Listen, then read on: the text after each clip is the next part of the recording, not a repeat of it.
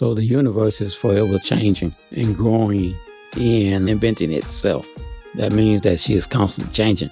So no matter what you put up there to spy on God's creation, you ain't gonna figure it out because it's a forever changing thing.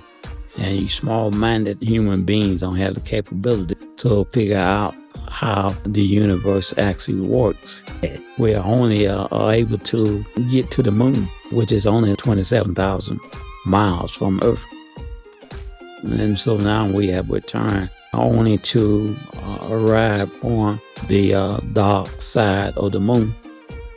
And the dark side just simply means it's the side of the moon that the light does not hit and shines on. One thing you have to ask yourself a question: where is the light coming from that actually strikes the moon? Now, if you say the sun, then I will have to ask you this. If the sun strikes the moon and lights it up on one side, and the sun being as big and massive as it is, why is space dark and why is space cold if you have the sun out of space? Now, that's a good question to ask somebody. But in this next video, we're going to be joining the astronauts as they re-enter into Earth's atmosphere. And as we know, when you re-enter into Earth's atmosphere, you have to have some kind of a spacecraft and be able to maneuver through Earth's atmosphere. For on re-entry, you can actually burn up. And so they have figured that out, how to exit and re-enter into Earth's atmosphere without being blown to smithereens. Otherwise, you'll be blown up trying to exit or try to re-enter into Earth's atmosphere. And she is created like that to destroy any foreign items that actually tries to penetrate and lands on this planet. Foreign items like asteroids. Asteroids fall and hits the planet all the time. But the planet is still here. Well, it's not like it was in the days of the dinosaurs when you had the asteroid came along, blew everything to smithereens. I don't know what that was or where that asteroid came from for it to be so massive to where it actually killed all the dinosaurs. That has to be something that was actually orchestrated by a god himself. That didn't just happen naturally.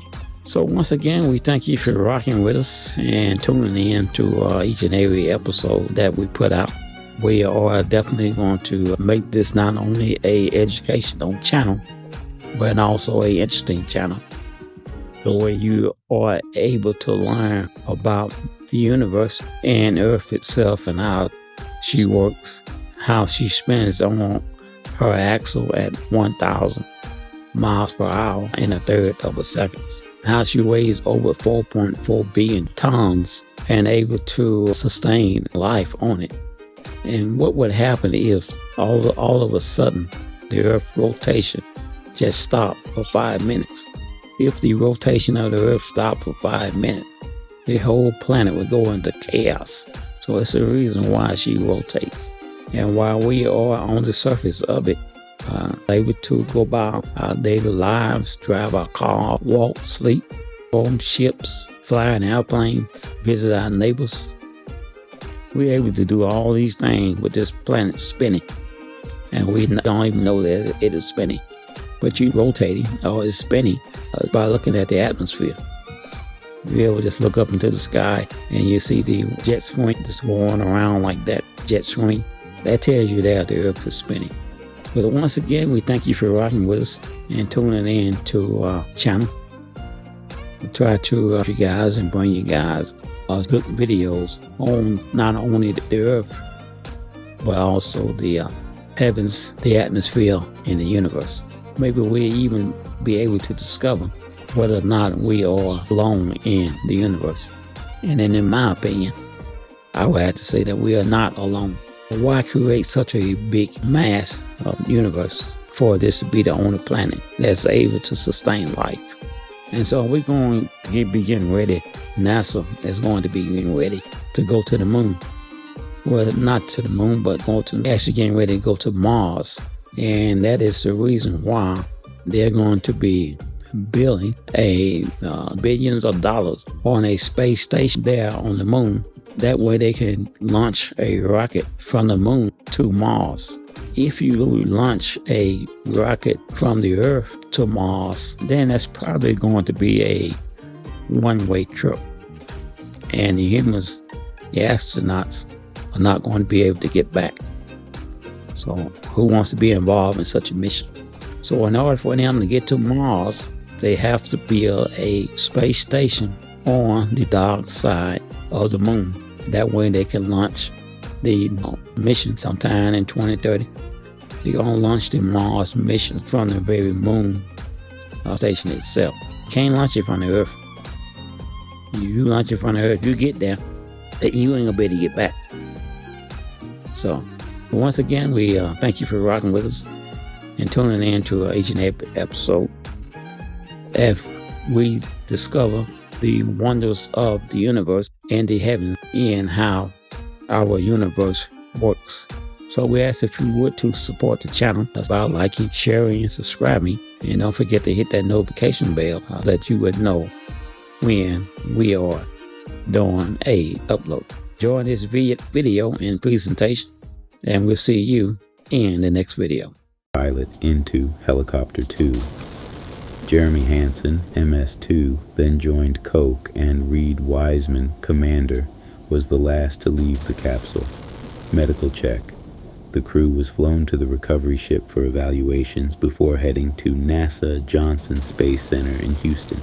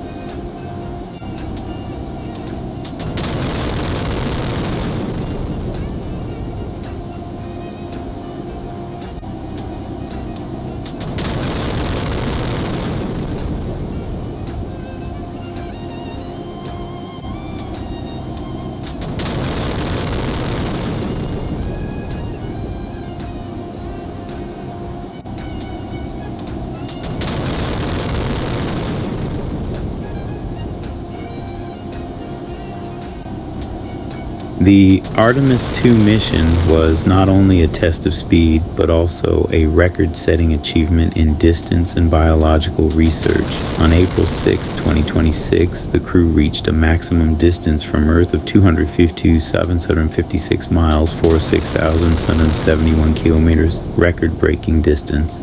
This distance surpassed the long-standing record of 248,655 miles set by the Apollo 13 mission in 1970.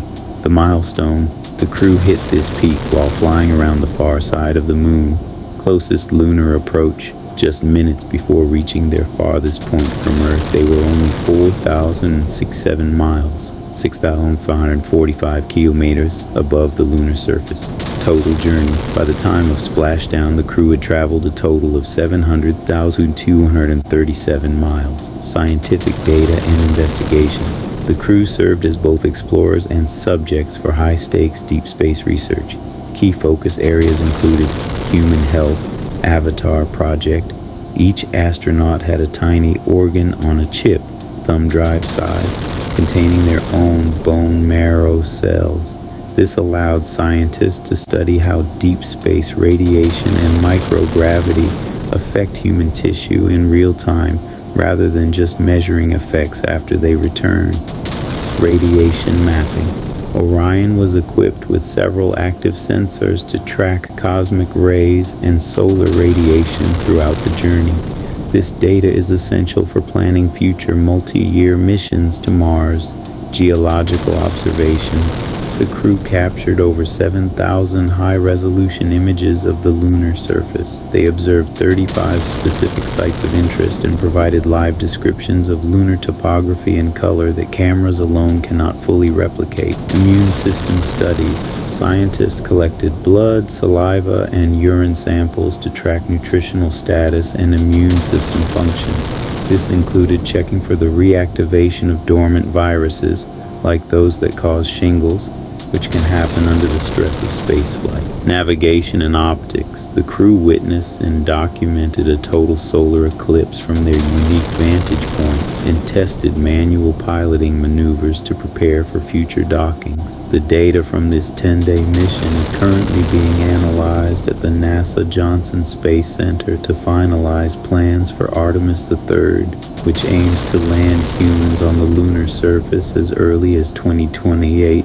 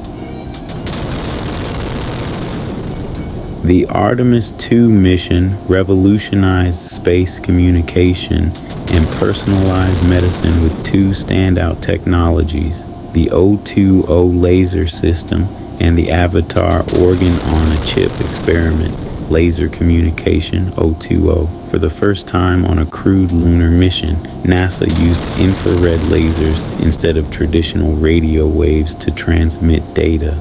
This system, known as the Orion Artemis II Optical Communication System, O20, functioned like deep space broadband, ultra-fast speeds. The system achieved a downlink rate of 260 megabits per second, Mbps, over 100 times faster than the radio systems used on Apollo.